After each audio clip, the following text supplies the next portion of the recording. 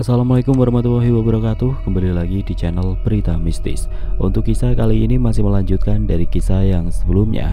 Sebuah kisah dari tulisannya M. Sidik Tanya Demit. Sebuah kisah yang berjudul Pengantar Jenazah. Sebelum kita lanjut ke ceritanya, tekan dulu tombol like video ini dan jangan lupa tekan juga tombol subscribe channel ini. Nyalakan juga lonceng notifikasinya agar tidak ketinggalan cerita-cerita lainnya dari channel ini. Buat teman-teman yang pengen belanja-belanja, nanti silahkan saja klik etalase yang ada di pojok kiri bawah, atau teman-teman bisa kunjungi link pembelian yang ada di kolom deskripsi. Dan seperti apa untuk kisah kali ini, langsung saja kita masuk ke ceritanya.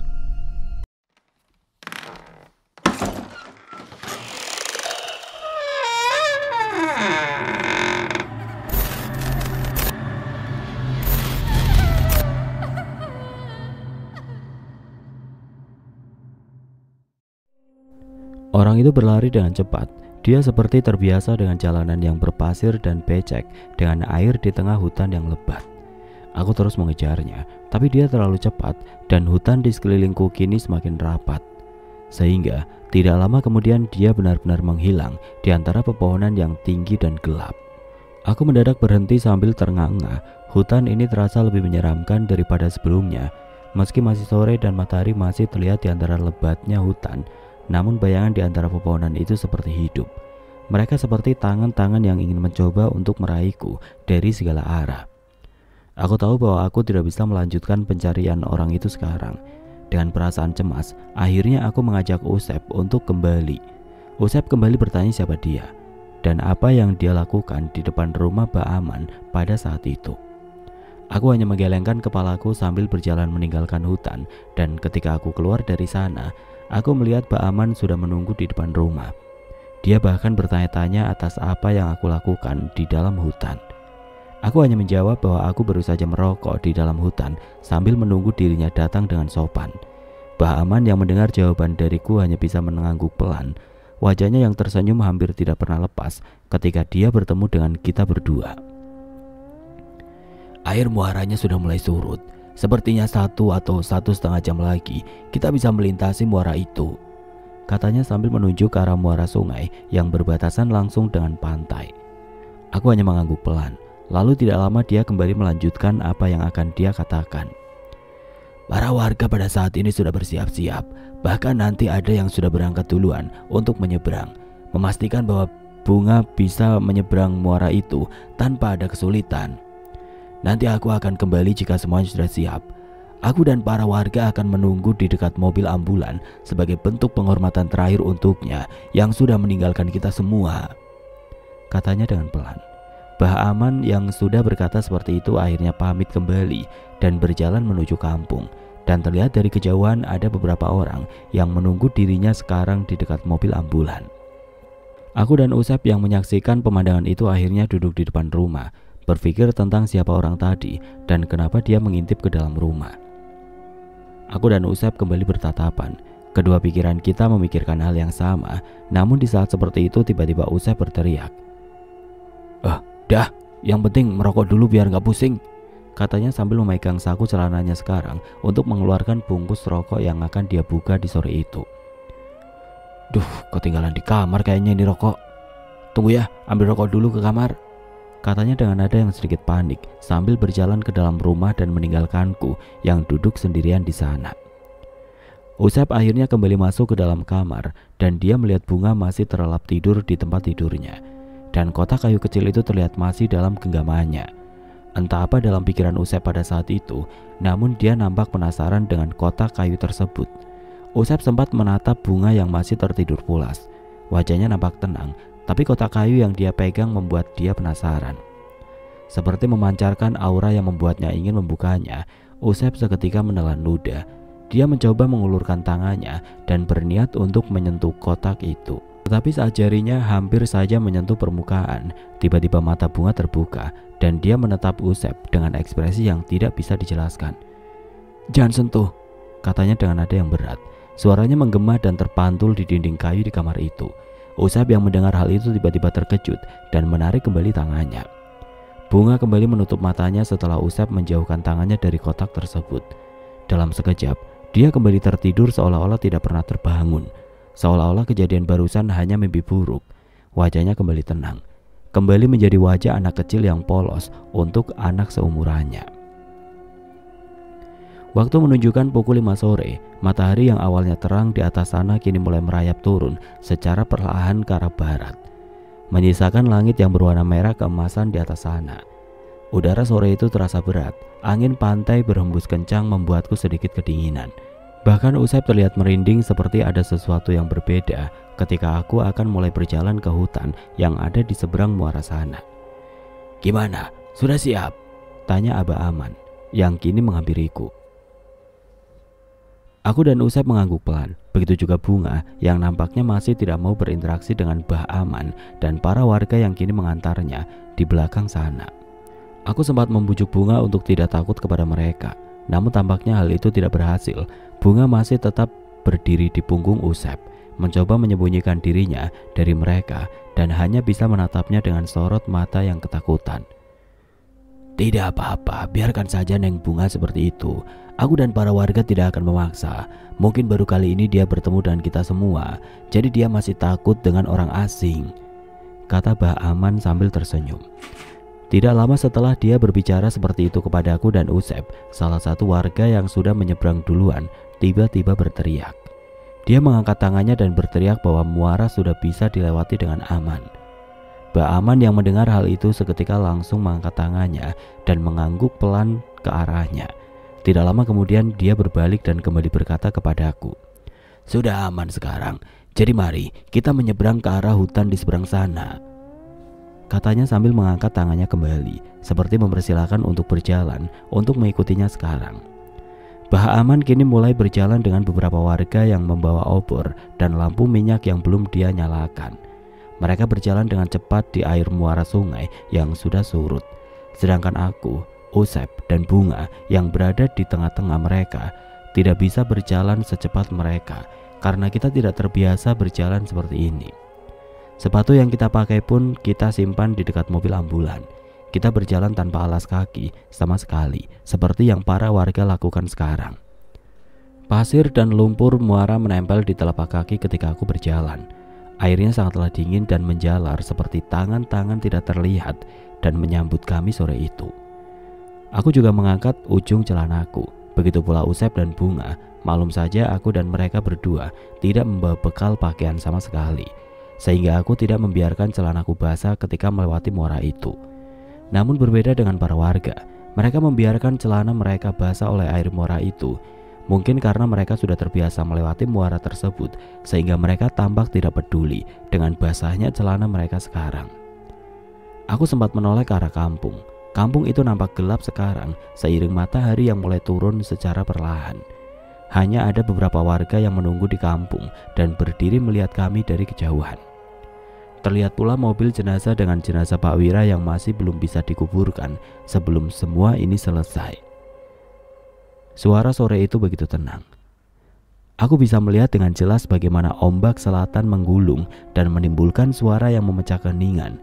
Begitu pula dengan hutan yang nampak gelap di depan kita semua, di mana kelelawar-kelelawar mulai keluar dari tempat persembunyian mereka, dan hal itu adalah hal yang jarang sekali orang lihat di saat-saat seperti ini.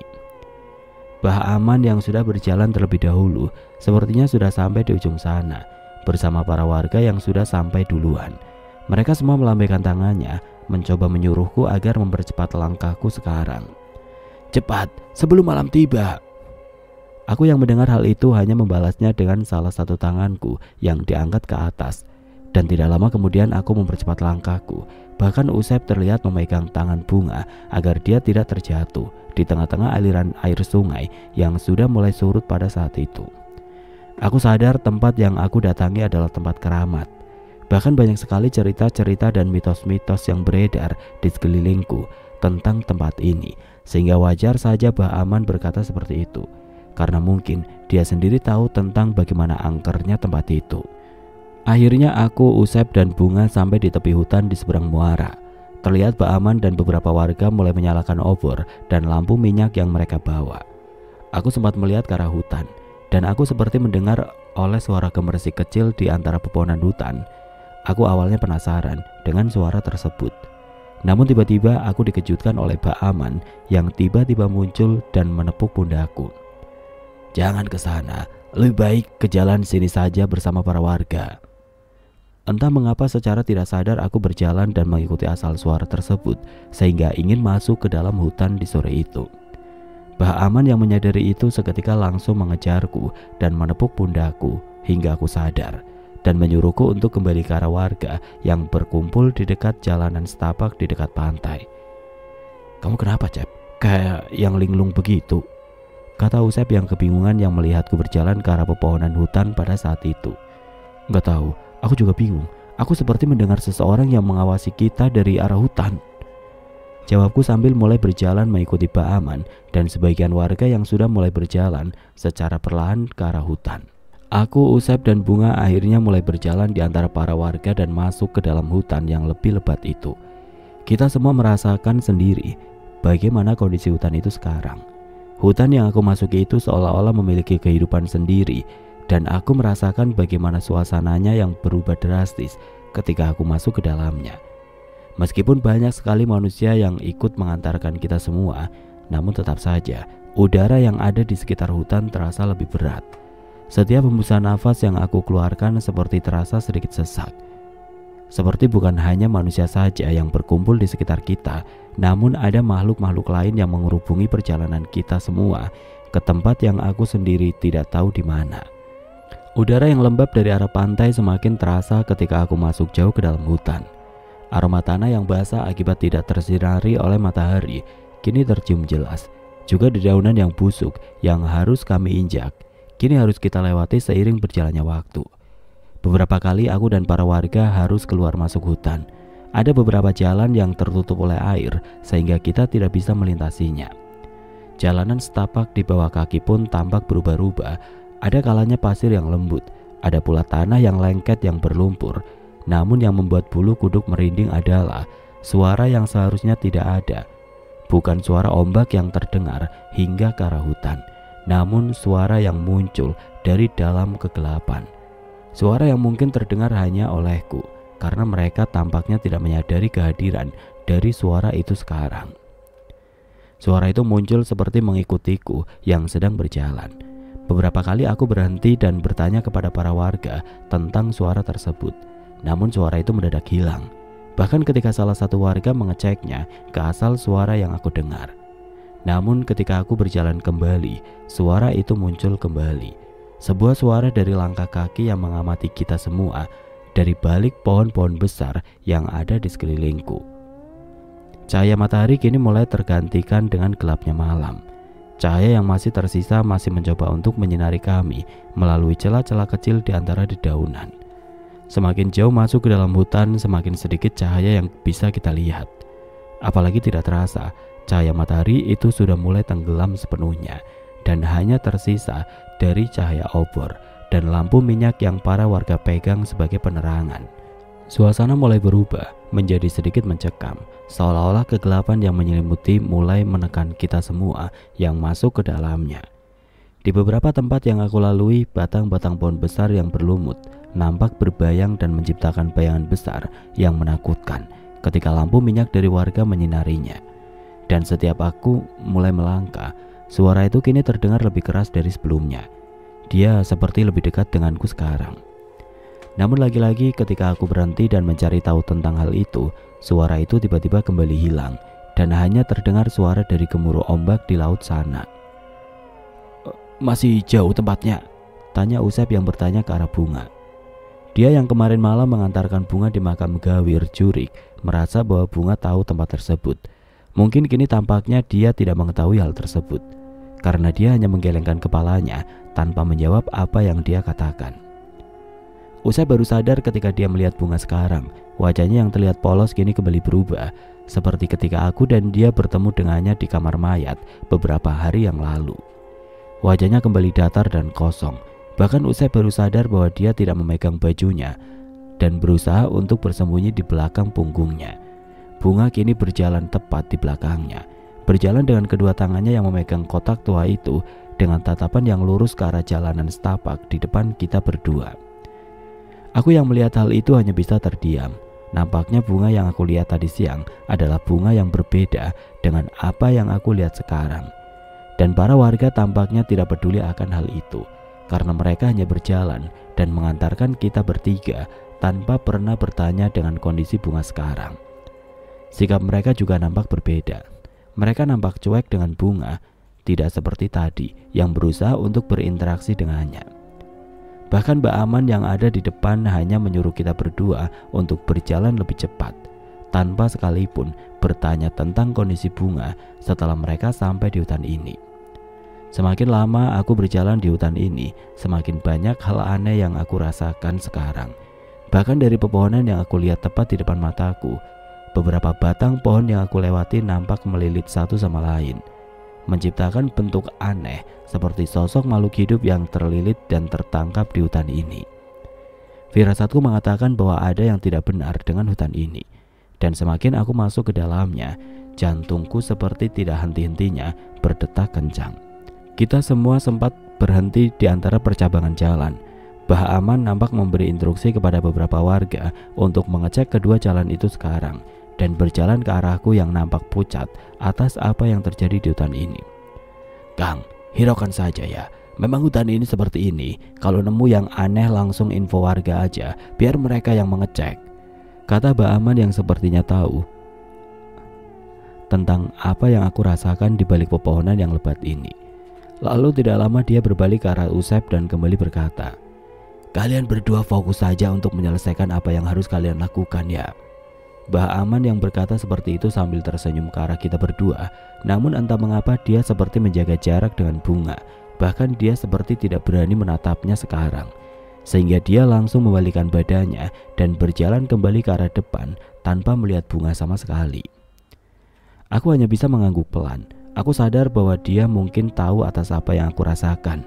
Dia seperti tahu bahwa aku seolah-olah diikuti oleh sesuatu yang tidak terlihat di balik pepohonan. Namun Usep nampaknya tidak merasakan hal tersebut. Dia hanya merasakan bahwa kondisi bunga berubah, entah karena dia berjalan dekat dengan bunga yang kini berubah menjadi pendiam, atau memang dia sendiri tidak sadar. Entahlah, yang pasti kini bunga berjalan dengan tatapan kosong dan kaku, seperti sebuah boneka yang digerakkan oleh tangan yang tidak terlihat, sehingga membuatku semakin cemas. "Jangan belok kiri, belok kanan saja. Di sana ada air yang mengenang." Seorang warga nampak keluar dari jalanan setapak itu dan berteriak ke arah warga yang menunggu kedatangannya. Suara itu disambut oleh Mbah Aman. Dia mengangkat tangannya seperti mengisyaratkan bahwa kita akan berjalan ke arah kanan, dan hal itu kini membuat warga mulai kembali berjalan mengikutinya dari belakang. Perjalanan itu terasa semakin panjang. Setiap langkah seperti membawaku semakin jauh ke perut hutan yang tidak bersahabat ini. Cahaya obor yang para warga semakin meredup, dan udara terasa semakin berat dengan bau tanah basah dan dedaunan yang membusuk. Aku bisa mendengar suara-suara aneh dari kejauhan, seperti bisikan yang tidak bisa kutangkap dengan jelas, dan itu masih terus mengikutiku dari belakang hingga sekarang. "Akhirnya kita sampai," kata Mbah Aman yang secara tiba-tiba melangkahkan langkah kita semua. Dia kini berdiri di depan sebuah batu besar yang berdiri tegak dan terlihat kokoh di antara pepohonan hutan lebat yang mengelilinginya. Aku juga melihat sesajen yang tergeletak begitu saja di sekeliling batu. Sesajen-sesajen itu ditempatkan dengan rapi, namun mengeluarkan aura yang sangat tidak nyaman. Piring-piring dari tanah liat yang dipenuhi dengan benda-benda aneh nampak tidak beraturan. Bahkan di salah satu piring tersebut terdapat kepala hewan yang sudah membusuk, dan di sampingnya ada seperti tulang-tulang binatang yang diikat oleh kain berwarna putih yang sudah lapuk. Cahaya obor dan lampu minyak yang dibawa oleh para warga mulai menyoroti bagian-bagian dari batu besar itu, membuat bayangan-bayangan aneh yang seolah-olah menari di permukaan batu yang kasar. Setiap kali cahaya itu bergoyang diterpa oleh angin, bayangan-bayangan itu tampak bergerak, namun seolah-olah bayangan tersebut hidup di balik batu besar tersebut. Batu itu nampak begitu tua karena banyak sekali lumut yang ada di beberapa bagian, tetapi anehnya tidak ada satupun tumbuhan dan semak-semak yang berani merambat ke arah batu itu, seolah-olah ada sesuatu yang menghalanginya. Suasana di sekitar batu besar ini begitu sunyi. Terlepas dari suara ombak yang masih terdengar dari kejauhan, Tapi keheningan ini bukanlah keheningan yang menenangkan. Bahkan keheningan ini terasa seperti ditekan oleh sesuatu yang tidak terlihat. Aku yang sedang berpikir seperti itu tiba-tiba dikejutkan oleh sesuatu. Usep yang berdiri di dekat Bunga tiba-tiba berteriak karena secara tiba-tiba Bunga berlari meninggalkan kita berdua dan mendekati batu itu secara perlahan. "Bunga!" katanya dengan sedikit berteriak. Nampaknya Usep juga merasakan hal itu sekarang, sebuah perasaan yang aku rasakan tentang tempat ini. Tepatnya ketika Bunga melewati tubuhnya, sehingga dia secara tidak sadar berteriak untuk memanggilnya. Namun Mbak Aman yang ada di dekat batu itu langsung mengangkat tangannya sambil mengangguk pelan. Dia seperti mencoba untuk menghentikan Usep sambil berkata, "Sudah, biarkan saja, biarkan dia melakukannya sekarang," katanya dengan nada yang pelan. Bunga akhirnya melangkahkan kakinya secara perlahan. Suasananya mendadak berubah menjadi sesuatu yang menegangkan pada malam itu. Cahaya obor dan lampu minyak yang bergetar diterpa angin malam kini menyinari wajahnya, membuat dirinya tampak menyeramkan dari apa yang aku lihat di sepanjang hari ini. Walau Bunga terlalu jelas untuk aku lihat, wajah cantiknya dan polosnya nampak menghilang dari pandangan dan digantikan oleh wajahnya yang kosong tanpa ada ekspresi. Seolah-olah jiwanya digantikan oleh sesuatu yang tidak aku mengerti pada saat itu. Matanya kini hanya menatap batu besar itu secara perlahan. Kelopak matanya nyaris tidak berkedip ketika dia berjalan dengan kotak tua yang tidak pernah dia lepaskan.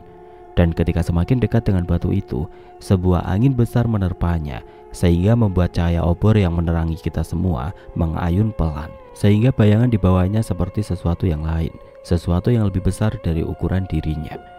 Tidak ada yang berani untuk mendekatinya sekarang. Bahkan warga yang tadinya berusaha untuk mengantarkan kita semua ke tempat ini kini hanya berdiri tanpa pernah bergerak sedikit pun. Wajah-wajah mereka seperti ketakutan. Aku sendiri juga merasakan hal yang sama. Begitu juga Usep yang nampaknya baru kali ini menyaksikan hal tersebut dengan keadaan di sekitarnya yang terang. "Jadi kemarin dia seperti ini sewaktu aku mengejarnya di makam Gawir Jurik," katanya dengan nada yang pucat. Usep nampaknya baru melihatnya dengan jelas ekspresi Bunga sekarang ketika dia kemarin mengantarnya di makam Gawir Jurik. Satu-satunya penerangan hanyalah senter di HP miliknya, sehingga dia tidak melihat ekspresi Bunga yang semengerikan ini sekarang. Namun di tengah-tengah ketakutanku yang mulai merayap secara perlahan, ada sebuah rasa khawatir akan dirinya. Anak kecil itu nampaknya tersesat dalam kegelapan, dan aku yakin itu ada hubungannya dengan Pak Wira. Entah dia adalah orang yang tepat untuk membereskan urusannya karena umurnya tidak sempat untuk menyelesaikan itu semua, atau karena memang Bunga ditugaskan olehnya untuk sesuatu yang tidak aku mengerti tentang makna di balik hal ini. Aku tahu Pak Wira melakukan sesuatu semasa hidupnya. Semua yang terjadi sekarang terlalu jelas, terlalu terang, bahkan dia berhubungan dengan para makhluk dan tempat-tempat keramat. Namun aku masih belum mengetahui arti tentang perjalanan ini, arti tentang kelopak Bunga, dan arti dari semua yang Bunga lakukan sekarang. Semuanya masih penuh akan kegelapan, seperti apa yang aku lihat sekarang. Mengorbankan anak kecil yang harus menanggung apa yang sudah dia lakukan semasa hidup. Bahkan tubuhnya nampak dipaksa berubah menjadi sesuatu yang lain, sesuatu yang sepertinya adalah beban yang tanpa disadari menjadi miliknya ketika ayahnya meninggal. Aku tidak tahu apa yang akan terjadi selanjutnya. Semuanya masih menjadi misteri. Tidak ada petunjuk satupun yang bisa menjelaskan semuanya. Tiba-tiba Bunga menendang sesajen yang menghalangi jalannya. Sesajen yang sudah lama disimpan di sana dia tendang begitu saja dengan tatapannya yang kosong dan membuat orang yang ada di sana kaget. Bunga tampak tidak peduli. Dia hanya terus berjalan menginjak beberapa buah yang busuk dengan kakinya, lalu beberapa kali menendang secara perlahan sesuatu yang ada di depannya. Ketika dia sampai di batu itu, suasana mendadak berubah. Seperti ada angin tipis yang berhembus, sebuah angin tipis yang membuat suasana itu semakin dingin. Bahkan aku bisa merasakan nafasku terasa sesak, seperti banyak sekali yang berkerumun di dekatku. Bunga secara perlahan membuka kotak kecilnya itu. Tangannya terlihat gemetar, namun wajahnya tetap menatap batu itu tanpa ekspresi sedikit pun. Tidak lama, kelopak bunga yang tersimpan di dalam kotak itu dia keluarkan. Kelopak itu nampak seperti kelopak bunga biasa, Namun saat dia menyimpannya di dekat batu itu, seakan-akan seperti ada sesuatu yang bergerak di udara, sesuatu yang tidak bisa dilihat olehku, namun bisa aku rasakan. Bunga tiba-tiba duduk secara perlahan, menatap batu itu tanpa bergerak sedikit pun, dan kemudian tanpa ada peringatan tiba-tiba terdengar suara isak tangis yang memilukan pecah dari bibirnya yang mungil itu. Tangisan itu sangat menyayat hati dan membuat seluruh bulu kuduku berdiri seketika ketika mendengar hal tersebut. "Ayah, kenapa ayah? Kenapa?" Bunga menjerit layaknya seorang anak kecil yang menangis kepada kedua orang tuanya. Ceritanya menggema di antara pepohonan hutan, membuat malam yang hening ini menjadi lebih mencekam. Tangisan Bunga semakin lama semakin keras, tubuhnya gemetar, namun wajahnya tetap tidak berubah. Tanpa ada ekspresi, hanya mulutnya saja yang bergerak, disertai dengan air mata yang mengalir deras di pipinya.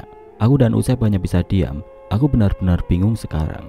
Tangisan dan rengekan itu nampak ada, sebuah sifat yang baru ia perlihatkan sekarang. Bunga secara pelan-pelan berubah dari tanpa ada ekspresi hingga dia bisa berkomunikasi dengan kita berdua ketika pulang dari makam itu, dan kini dia menangis di depan batu besar itu. Aku ingin sekali mendekatinya. Sebagai seseorang yang umurnya lebih tua dan pernah merasakan kehilangan orang yang disayang, aku seperti ingin menenangkannya. Namun ketika aku ingin berjalan mendekatinya, lagi-lagi Mbak Ahman melarangku untuk melakukan hal itu. Dia menahanku dan menggelengkan kepalanya seperti menyuruhku untuk diam di tempat. Aku hanya bisa menatapnya secara perlahan, namun ketika aku melihatnya ada sebuah ekspresi yang berbeda darinya.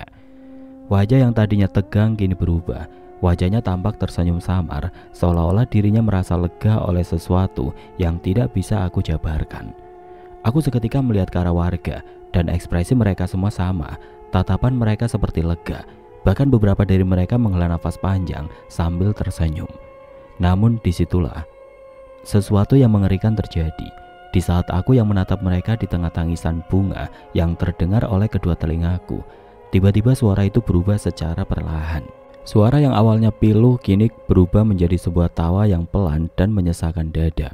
Tawa itu semakin lama semakin keras, dan tidak lama kemudian Bunga menoleh ke arah kita semua dengan sudut matanya yang tajam dan tawanya yang mengerikan. Senyumnya benar-benar mengerikan untuk anak kecil seperti dia, apalagi dengan rambutnya yang terurai panjang dan nyala obor yang menerangi dirinya, membuatnya hal itu semakin mengerikan untuk dilihat. "Jadi ini timbal balikmu," katanya dengan suara yang dingin. Lalu tidak lama dia kembali tertawa dengan suaranya yang memegahkan telinga. "Kalian yang mengantarkan ke tempat ini, awas saja, akan aku acak-acak kalau si Wira tidak memberi apa yang aku minta." Ancaman itu terdengar tidak wajar ketika keluar dari mulut seorang anak kecil seperti Bunga. Namun entah bagaimana, kita semua tahu bahwa dia tidak main-main. Seperti ada sesuatu yang lain di dalam dirinya, sesuatu yang kini menguasainya dan mengancam kita semua yang ada di sana. Tawa Bunga tiba-tiba berhenti begitu saja ketika dia berkata seperti itu. Dalam hitungan detik, seluruh wajahnya yang menyeramkan tiba-tiba berubah secara perlahan. Suara tawa yang menyeramkan dengan mulutnya yang terbuka kini mulai menghilang, digantikan dengan ekspresi yang lebih tenang. Matanya yang kosong kini mulai kembali seperti mata dari seorang anak kecil yang polos dan rapuh. Wajah Bunga kini kembali tampak seperti anak kecil yang tidak berdaya. Kulitnya yang pucat perlahan kini kembali seperti semula.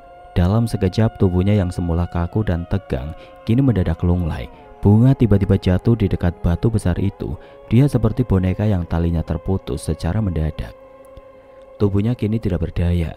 Dia pingsan dan tidak sadarkan diri dengan kedua matanya yang terpejam. Semua orang yang menyaksikan hal itu termasuk aku merasakan bahwa dia adalah Bunga yang sesungguhnya. Namun ketika tubuhnya jatuh begitu saja di tanah, semua mendadak terdiam sehingga suasana mendadak hening dalam sekejap. Tidak ada yang berani bergerak, tidak ada yang berani bersuara. Warga yang tadinya menghela nafas panjang dengan senyumannya yang ada di wajah kini membeku, hingga akhirnya Mbak Ahman yang berdiri di dekatku tiba-tiba melangkah maju. Wajahnya tampak pucat.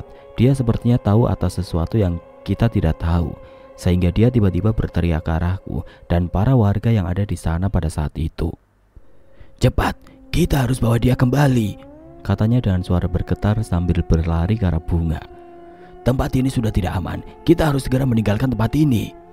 Beberapa warga yang mendengar hal itu secara tiba-tiba membalikkan badannya dan meninggalkan kita yang masih berdiri dalam kebingungan. Entah apa yang terjadi sekarang, namun mereka terlihat benar-benar panik sekarang. "Cepat, bawa dia!" kata Ba'aman yang menyuruhku dan Usep untuk membawa tubuh Bunga sekarang.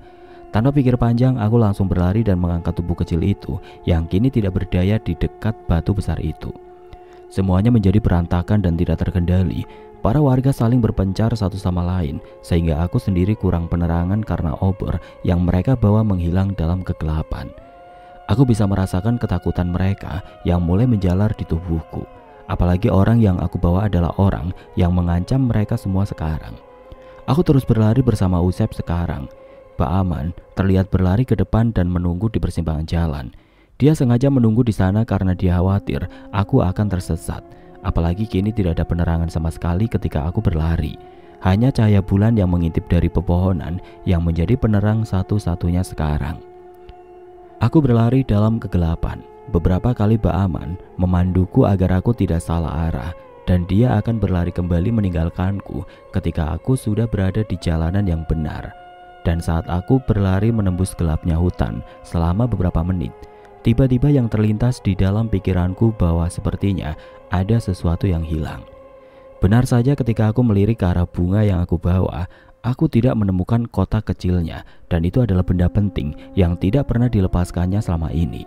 "Usep, bawa bunga ke kampung. Aku harus kembali untuk membawa kotak kecil itu," kataku sambil menyerahkan bunga dengan terburu-buru sekarang. Tanpa menunggu jawaban darinya, aku langsung berbalik dan berlari kembali menuju batu besar itu. Langkah-langkahku terasa berat sekarang. Rasa takut mulai menyelimutiku ketika aku berlari dalam gelap ke batu besar itu. Angin nampak berhenti dan udara semakin dingin. Bahkan suara deburan ombak pun secara perlahan menghilang dan tertutup oleh heningnya hutan. Aku sengaja tidak memperdulikan hal itu. Aku terus berlari dan terus berlari untuk mengambil kotak kecil itu. Namun tepat ketika aku sampai di sana, nampaknya ada sesuatu yang terlihat olehku. Sesuatu yang mengejutkanku karena dia muncul secara tiba-tiba dari semak-semak hutan.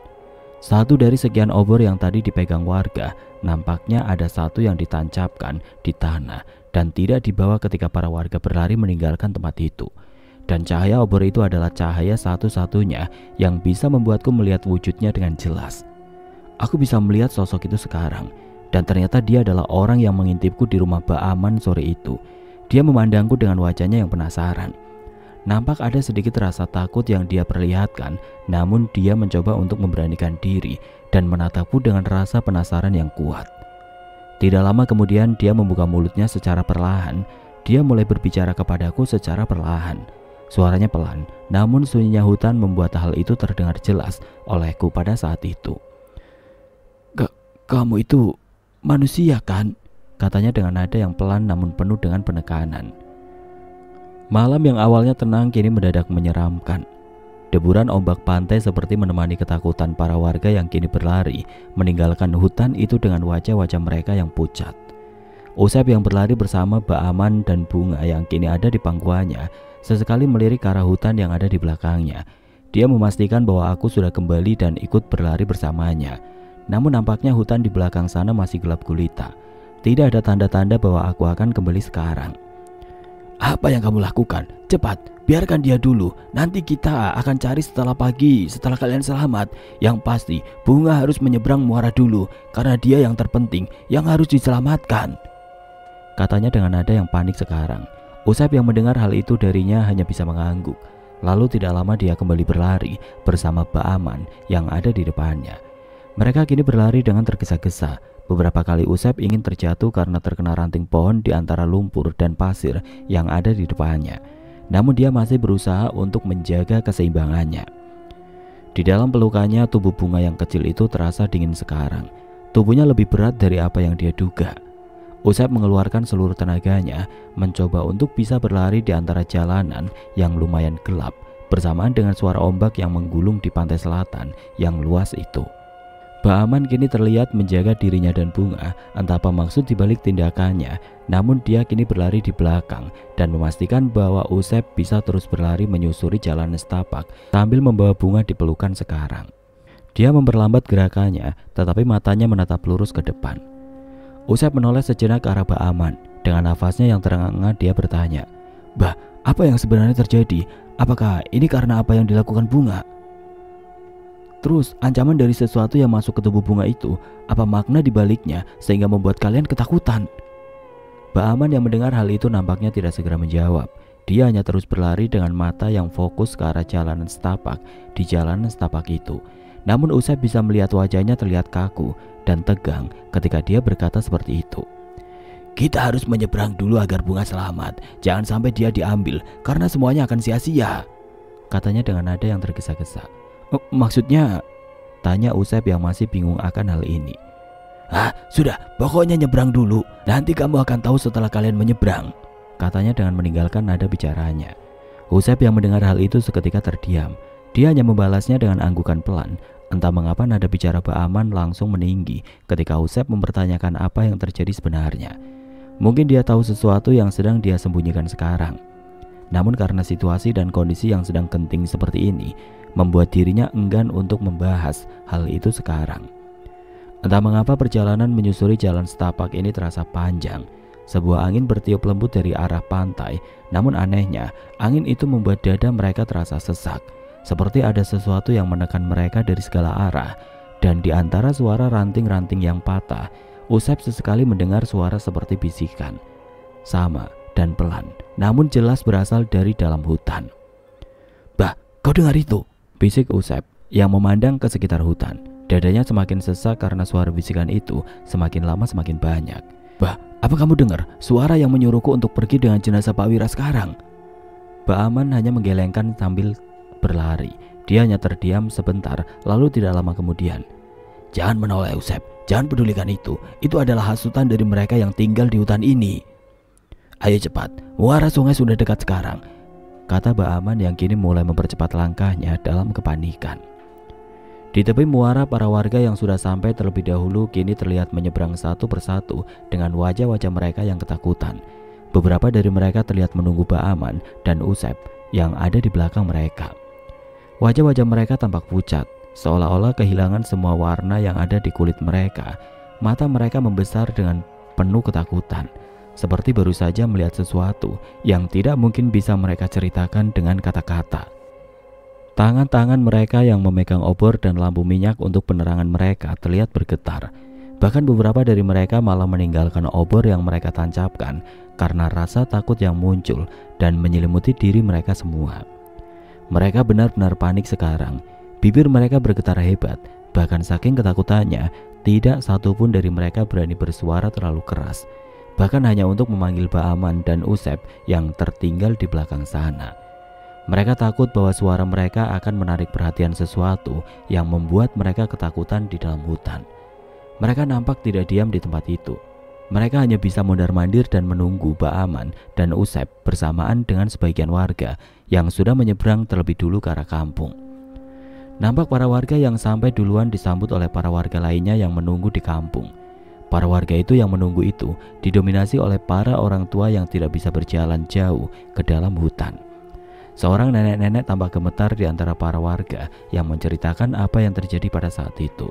Apa yang Neng Bunga lakukan tidak cukup untuk menghentikannya. Jadi kita harus tetap memberikannya, katanya dengan suara yang serak. Seorang warga yang baru menyeberang dari muara hanya bisa mengangguk pelan. Tangannya terlihat gemetar hebat dan hanya berdiri dengan wajahnya yang ketakutan. Tidak lama kemudian Usep dan Ba'aman akhirnya sampai di tepi sungai. Mereka sadar bahwa mereka diikuti oleh sesuatu yang ada di balik hutan yang gelap. "Kita harus segera menyeberang," kata Ba'aman yang kini tampak lebih tegas. Dia seperti memerintahkan Usep agar segera menyeberang tanpa harus menungguku yang masih ada di belakang sana. Usep hanya bisa mengangguk. Rasa khawatir karena aku masih di dalam sana dan belum kembali kini tercampur dengan ajakan Ba'aman yang mengharuskan dirinya untuk menyeberang muara itu dan menyelamatkan diri di kampung yang ada di seberang sana.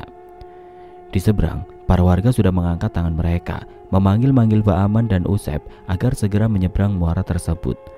Wajah-wajah mereka diliputi keringat dan ketakutan, namun terlihat sekilas mereka nampak lega ketika Usep dan Ba'aman mulai menyeberang dan kini semakin mendekat ke arah mereka. Saat Usep dan Mbak Aman sampai di tepi muara di dekat kampung, tiba-tiba salah satu warga menatap mereka dengan penuh kecemasan. "Bah, apa yang terjadi? Apakah hal itu?" Namun sebelum orang itu melanjutkan apa yang dia katakan, Mbak Aman langsung menatapnya dengan tatapan yang tajam. Dan hal itu membuat dia terdiam sekarang dan mundur dari kerumunan warga yang mengelilinginya. Usep nampak aneh dengan apa yang terjadi di kampung itu. Namun ketakutan dan perasaan lelah terlalu membebani dirinya sehingga dia tidak terlalu peduli dengan kondisi kampung dan para warga yang dia lihat pada saat ini. Mbak Aman yang masih berada di dekat dirinya tiba-tiba berbalik dan menepuk pundaknya. "Sep, bawa Bunga ke rumah dulu, biarkan dia istirahat karena kondisi Bunga lebih penting sekarang," katanya sambil menunjuk ke arah rumahnya yang ada di ujung hutan. Usep yang masih menahan Bunga di tangannya segera mengangguk dan berjalan cepat menuju rumah Mbak Aman. Meski tubuhnya penuh rasa takut dan cemas, namun dia seperti merasakan firasat buruk sekarang, apalagi terhadap Bunga yang ada di dalam pelukannya. Dia juga tidak bisa mengabaikan rasa khawatirnya terhadap diriku, yang kini masih di dalam hutan dan belum kembali setelah mengambil kotak kayu kecil yang Bunga tinggalkan ketika dia tidak sadarkan diri. Oke teman-teman, sampai di sini dulu ceritanya. Nantikan kelanjutan kisah ini di video berikutnya. Agar tidak ketinggalan, klik tombol subscribe channel ini dan nyalakan lonceng notifikasinya. Wassalamualaikum warahmatullahi wabarakatuh.